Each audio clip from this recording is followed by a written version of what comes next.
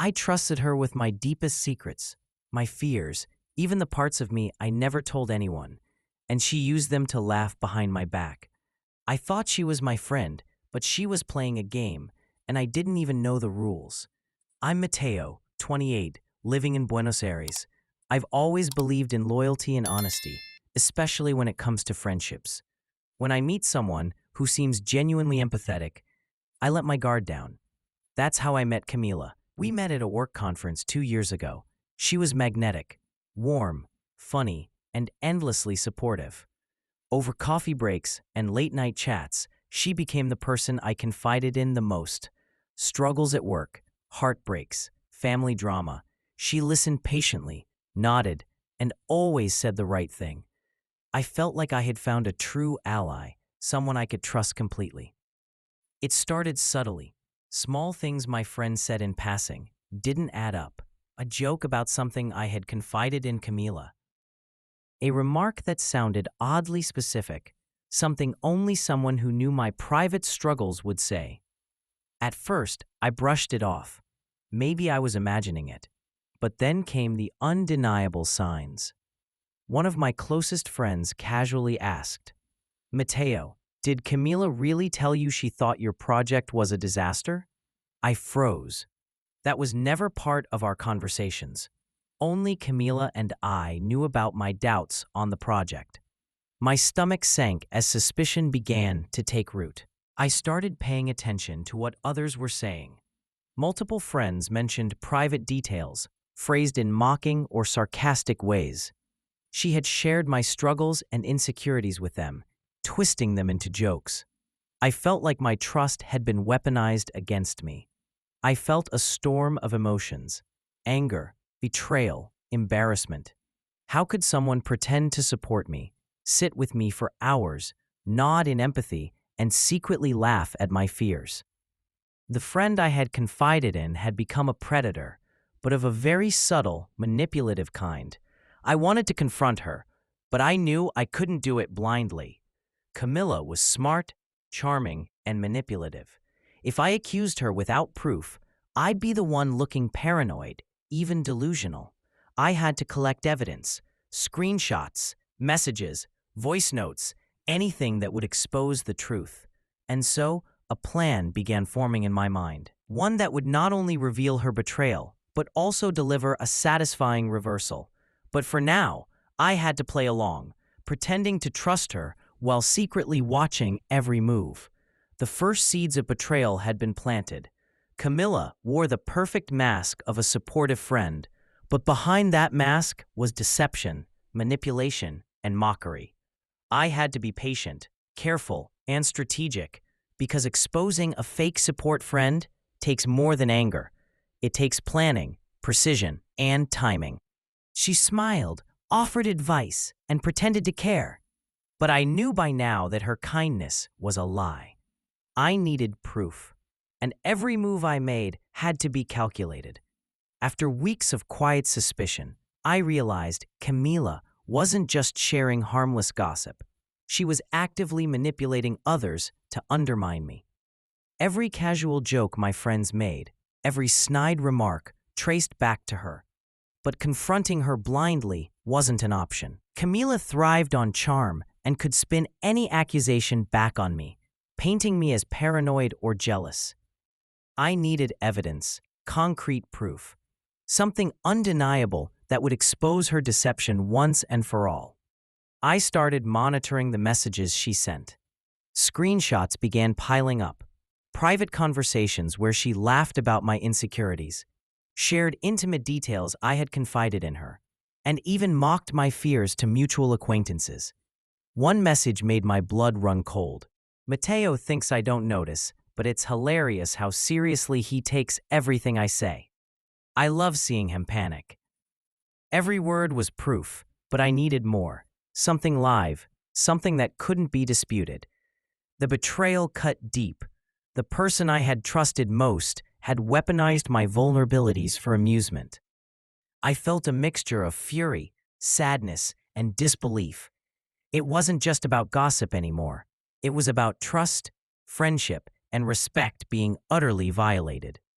I devised a plan. There was a virtual group call coming up with mutual friends, a casual catch-up meeting Camilla loved. Perfect. I could use the call to expose her behavior in real time. But before that, I had to collect more evidence, especially live recordings and timestamps that proved she was lying and manipulating others on purpose. Over the next few days, I paid attention to her online behavior. She posted subtle, mocking stories on social media, knowing some of my friends would see them firsthand. I secretly captured screenshots and recorded screen activity to document everything.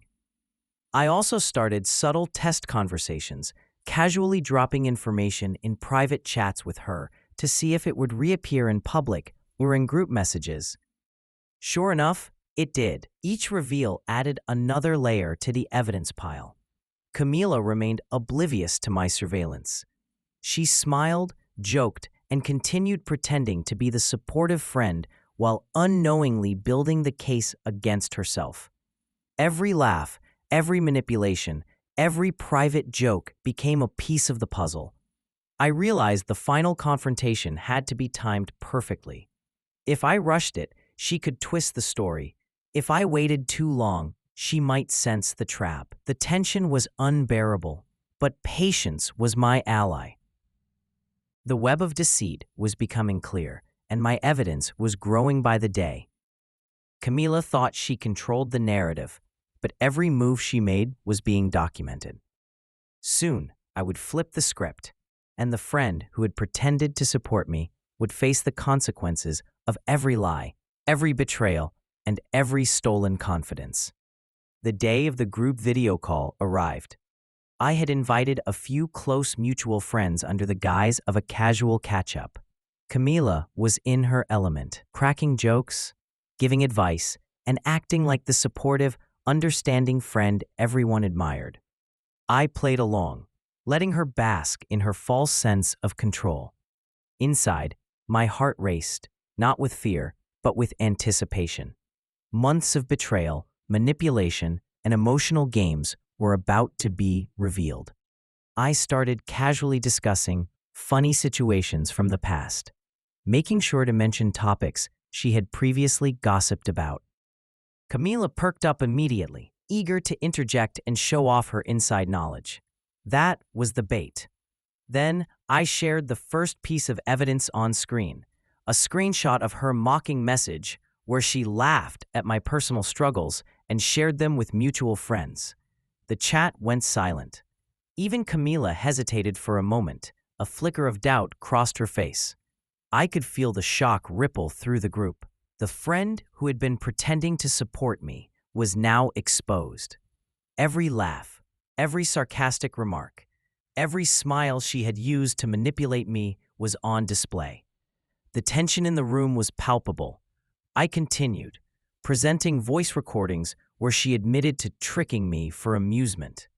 Her tone was casual, almost gleeful, but now it was undeniable proof. I made sure the friends on the call could see timestamps, chat logs, and cross-references that left no room for denial. Camila started stammering, attempting to justify herself, but the evidence was overwhelming. Each piece of proof was another nail in the coffin of her deception. She tried to gaslight me and the group. "Mateo, you're exaggerating. You're reading too much into things." But I was prepared. I played the next clip, a conversation where she mocked my vulnerability and spread lies about me to mutual friends. Every attempt at manipulation crumbled in real time. The final piece of the confrontation was the kicker. I revealed screenshots of messages where she had tried to pit friends against me, twisting narratives to make me look controlling and paranoid. One by one, the friends began to understand the full scope of her manipulation. Her facade cracked completely. The smile, the charm, the pretense of support, it was gone. Camila had nothing left to hide, and everyone on the call could see the truth. Even as she floundered, I knew this wasn't just about exposing her. It was about ensuring she could never hurt anyone else like she had hurt me. The final act of justice would come soon, and it had to be precise. The betrayal had been fully exposed, but the ultimate revenge wasn't just humiliation. It was reclaiming control over my life, my friendships, and my dignity. Camila had underestimated me for months, and now she was paying the price in front of everyone who mattered. Camila thought she could betray me, manipulate everyone, and get away with it. But the moment had arrived where every lie, every joke, every betrayal would come crashing down around her, live, in front of everyone. After the initial shock of the evidence on the call, Camila tried to regain control. Her charm, her excuses, her practiced smile, all aimed to convince everyone she was misunderstood. She even attempted to turn some friends against me, framing me as paranoid or overly dramatic. But I had anticipated this. Months of careful documentation had prepared me for every manipulation, every twisted argument, and every attempt at gaslighting. Every screenshot, every voice note, every timestamp was strategically placed, ready to dismantle her story piece by piece. I started slow, almost casually. "Remember last month when you said I was overreacting about the project?" I asked, sharing a voice recording where she mocked me and laughed about my stress to mutual friends. Her face fell as friends leaned in, listening carefully. Every subtle smirk, every feigned understanding, every sarcastic laugh she had used to hide her betrayal was now on display for everyone to see. I could feel my own emotions surfacing: relief, satisfaction, and a deep, quiet fury at the months of deceit. Every friend watching was seeing the real Camila, the charming, supportive friend she pretended to be was gone, stripped away by her own arrogance. I unveiled the next layer: screenshots of her social media posts subtly mocking me, designed to be seen by mutual friends first. I paired them with screenshots of her private messages, where she had explicitly shared my vulnerabilities and made fun of my reactions. The room was silent. Camila's attempts to explain herself were stammered and ineffective. Every excuse was met with irrefutable proof. Her carefully constructed world of manipulation was unraveling before her eyes, and everyone else's. Then came the final, most satisfying reveal: a group chat where she had tried to manipulate friends into thinking I was controlling and obsessive. Her strategy had been to isolate me socially, make me look paranoid, and elevate her own status. I displayed the timestamps, cross-referenced the messages, and played the voice note where she bragged about her clever game. Friends gasped. Some even laughed in disbelief. She had underestimated me entirely. Camila tried one last desperate move, accusing me of overreacting, but I calmly responded, "You mocked me, lied about me, and betrayed everyone who trusted you. This isn't overreacting, it's exposing the truth." Her face went pale. She had nothing left to say, no allies and no mask. The room collectively understood what had been happening for months. Camila had been unmasked, humiliated, and her manipulation fully exposed. The call ended with her awkwardly leaving. Mute and defeated, I felt a rush of relief and empowerment. Months of betrayal, manipulation, and emotional games were met with strategy, patience, and undeniable truth. I had not only defended my dignity, but also ensured she could no longer harm anyone else in the same way. True revenge isn't about anger. It's about precision, timing, and reclaiming control. Camila thought she was untouchable, but patience and careful evidence turned the tables. In the end, the friend who pretended to support me was exposed completely, and I reclaimed not just my reputation, but my peace of mind. Even as I closed this chapter, a subtle warning remained. Some people wear masks of kindness, but the truth has a way of catching up. And when it does, there's no escaping the consequences. She was gone from my life, humiliated and exposed, But months of lies and manipulation leave scars that aren't erased overnight. Now came the hardest part, reclaiming my peace. The day after the call, my apartment felt strangely quiet. No laughter, no sarcastic comments, no false empathy. And yet, the silence wasn't comforting. It was a reminder of what had been lost: trust, friendship, and the emotional energy I had invested in someone who never deserved it. Even friends who had supported me during the call noticed my cautious demeanor. I realized the battle had been won publicly, but internally, I was still processing the months of betrayal. Every memory of her fake support, the consoling messages, the late-night listening sessions, stung when I replayed them in my mind. I revisited the recordings and screenshots one last time, not to relive anger, but to confirm the truth. Every smirk, every joke, every manipulative message had been documented and exposed.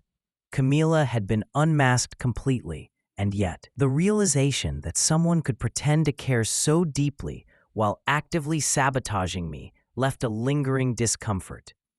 I found myself questioning my own judgment, my ability to trust again. But slowly, I realized that the strength came not from revenge itself, but from the lessons I had learned.